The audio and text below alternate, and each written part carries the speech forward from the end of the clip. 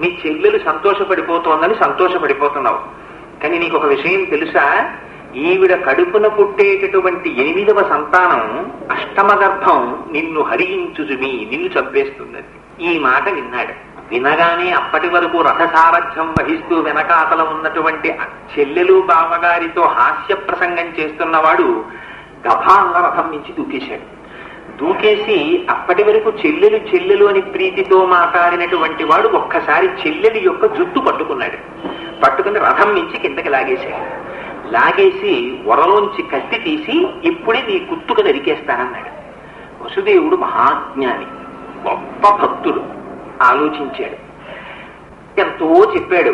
అన్నవు నీవు చెల్లెలికి మన్నన చేయుటో, మడలిచ్చుటో, చీరలు సరిలిచ్చుటో, మజుల మందుర భాషల నాదరించుటో చేయక మిన్నుల మోతలే నిజము మేలుని చంపకుమన్నా